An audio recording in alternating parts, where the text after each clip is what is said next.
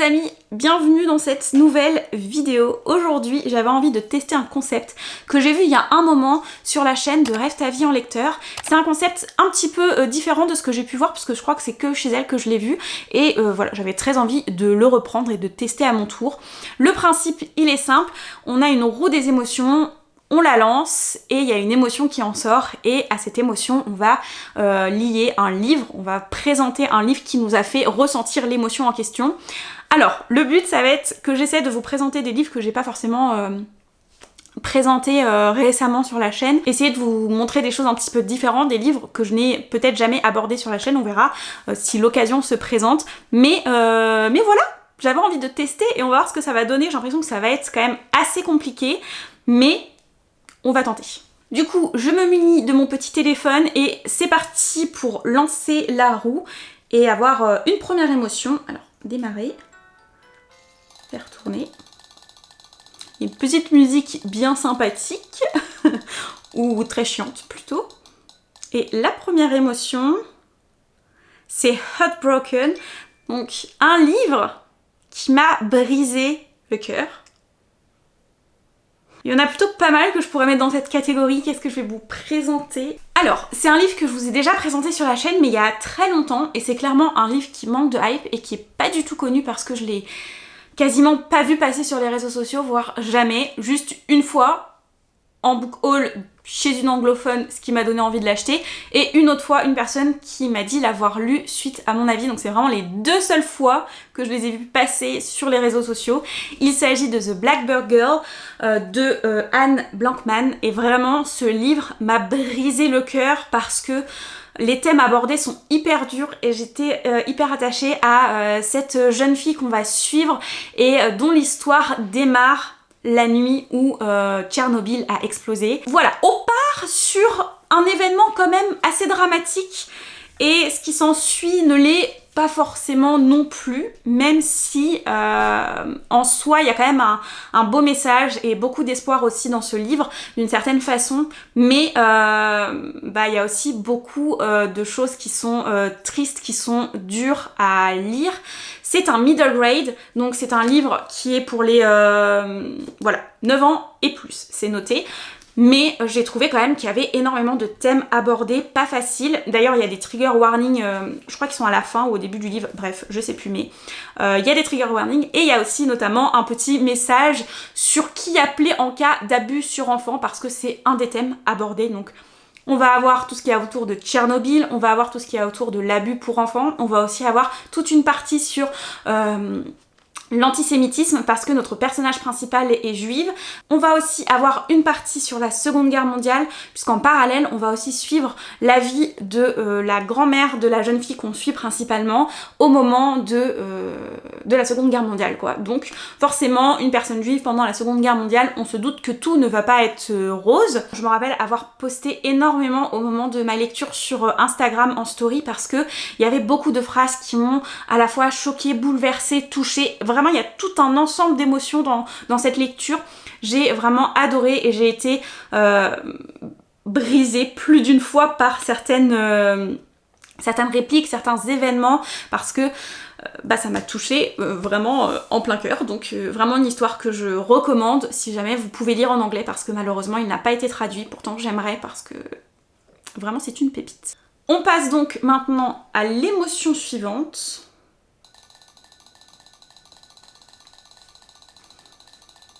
Oui, c'est long, c'est long. Confus. Un livre qui m'a rendue confuse. Donc, peut-être un livre sur lequel je ne sais pas trop quoi en penser. Ouais, je dirais ça. Un livre où je sais pas trop quoi en penser, si j'ai aimé, si j'ai pas aimé. Je pense que je vais partir là-dessus, je vais essayer de trouver ça. Alors attendez, je vais regarder sur mon Goodreads parce que je suis pas sûre que ce soit le genre de livre que j'ai gardé dans ma bibliothèque. Donc ça va être plus rapide à mon avis. Ah mais si, j'ai le livre parfait pour ça. Et est-ce que je vous en ai déjà parlé ici? Je sais pas. Le livre en question, c'est donc L'île de Silicium de Chen Qiufan. Je sais pas du tout comment ça se prononce. C'est un livre qui m'attirait énormément, pour lequel j'ai demandé le service presse d'ailleurs, que j'ai reçu gratuitement. Et j'étais hyper emballée par cette lecture, j'étais hyper emballée par le prologue qui me donnait vraiment des vibes écologiques qui m'intéressaient, mais plus on a avancé dans le récit, plus j'ai été confuse, c'est le cas de le dire, pendant ma lecture, parce que il y a des moments où j'étais vraiment dedans, où j'enchaînais les pages, et d'autres pas du tout, et en plus la fin est pas mal d'éléments de l'intrigue, j'ai pas forcément compris exactement, j'ai trouvé ça pas forcément hyper bien expliqué, en tout cas à mon goût, et j'ai pas forcément aimé le chemin qu'a pris le livre, mais en même temps, il y a plein de choses intéressantes, et il y a plein de choses aussi que j'ai aimées dans ce livre, je sais même pas comment vous le résumer parce que je suis sans mots pour vous décrire cette lecture, et c'est un petit peu le problème que j'ai eu en faisant ma chronique aussi, parce que je vois qu'il y a des choses qui sont bien et il y a certaines choses que j'ai aimées, mais en même temps il y a des choses que j'ai pas forcément aimées, pas forcément comprises, qui m'a laissé dans un état un petit peu d'entre-deux bizarre, et j'arrive pas à savoir si c'est un livre que j'ai vraiment apprécié ou pas. Voilà, le livre de la confusion par excellence. Allez, on enchaîne. J'élimine d'abord ce que je viens déjà de faire. Et c'est parti pour un nouveau round.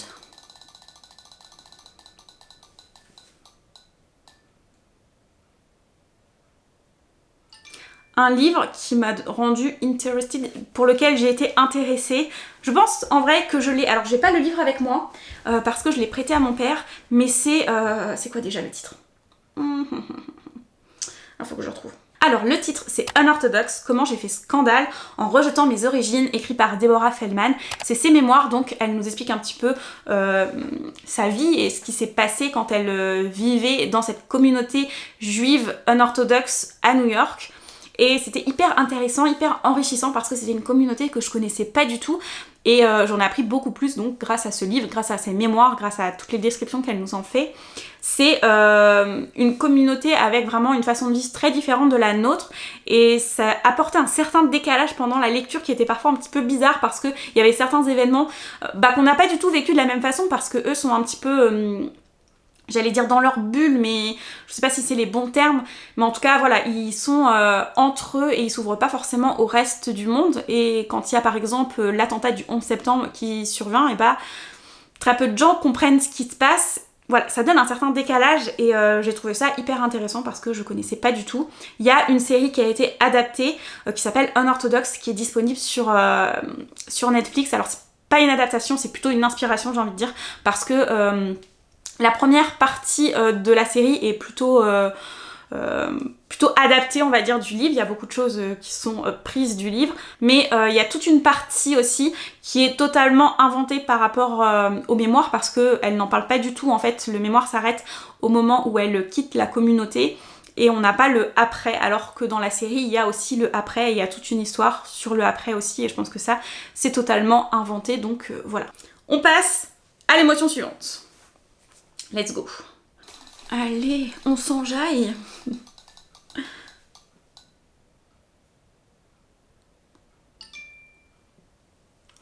Une lecture qui m'a fait me sentir chanceuse.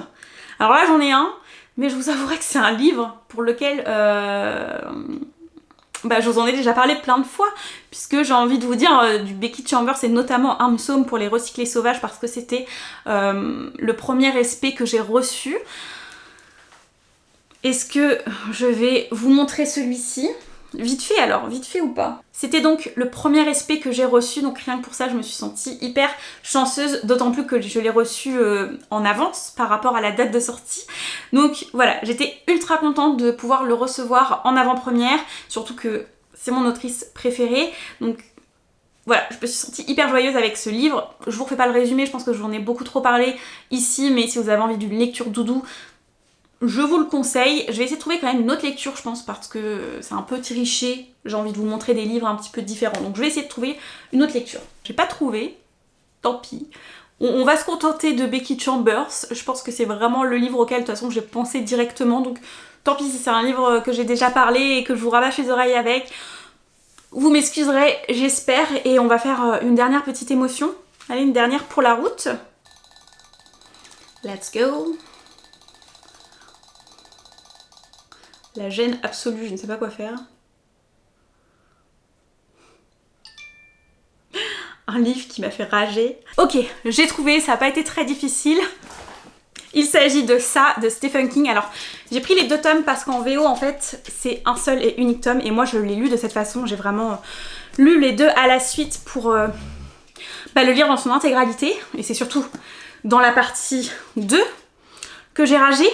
Ceux qui l'ont lu comprendront peut-être parce qu'il y a une scène. Mais qu'est-ce qu'elle fout là? Mais qu'est-ce qu'elle fout là, cette scène? Je pense que tout le monde a entendu parler de ce livre, donc je vais pas m'embêter à faire un résumé. Mais vraiment, on suit un groupe d'enfants et ce qui arrive à la fin de ce tome 2, il y a une scène. Apparemment c'est connu, etc. Mais même si c'est connu, je suis désolée, moi en le lisant je ne connaissais pas cette scène, je l'ai lu, j'ai été traumatisée parce que je comprends pas ce que ça fout là, je comprends pas du tout ce que ça fout là, je comprends pas ce qui est passé dans la tête de l'auteur, et c'est considéré comme un des chefs-d'œuvre de Stephen King, alors qu'il y a cette scène qui est horrible. Je reprends ma respiration parce que je suis en train de rager. Vous voyez à quel point ce livre correspond aussi à cette émotion, parce que ouais, cette scène elle est horrible, mais pas dans le sens elle fait peur, elle est horrible dans un autre sens. J'ai pas envie de vous spoiler ou quoi, j'ai pas envie de... Voilà, on sait jamais si certains veulent le lire et veulent ne pas savoir ce qui se passe là, mais clairement cette scène là, je comprendrai jamais ce qui est passé dans la tête de l'auteur pour écrire ces pages, pour écrire ce moment qui en plus n'a aucun intérêt pour l'histoire. Vraiment elle serait pas là, mais du coup j'aurais trop aimé le livre. Mais rien que cette scène qui dure, je sais pas moi, peut-être 1 ou 2 pages, j'en sais rien, peut-être un petit peu plus quand même, parce que Stephen King il aime décrire les choses et j'aurais aimé qu'il ne décrive pas cette scène comme il l'a décrit d'ailleurs. Mais du coup, ça m'a totalement gâché toute ma lecture, alors que j'avais plutôt bien apprécié. Vraiment, c'était la goutte de trop. Vraiment, la ligne de trop. Bref, je vais m'arrêter là pour ce livre. Je vais aussi m'arrêter là pour cette vidéo. En tout cas, si vous êtes intéressé de répondre aux émotions en commentaire, je serais trop curieuse de savoir ce que vous auriez mis. Parce que je trouve que c'est pas forcément un exercice hyper simple. Ça dépend sur quelle émotion on tombe, quoi. Mais ça va. Je trouve que j'ai été plutôt chanceuse sur ce coup-là. Donc peut-être que j'en referai un autre à un moment donné si jamais ça vous dit, si jamais ça vous a plu ou pas, je sais pas. Je sais pas du tout si c'est un concept voilà, qui pourrait vous donner envie de réapparaître sur la chaîne. Vous m'en direz tant dans les commentaires si jamais c'est le cas ou pas. Et puis sur ce, eh bien je vous dis à très vite dans une prochaine vidéo. Et en attendant, je vous souhaite d'excellentes lectures. Salut!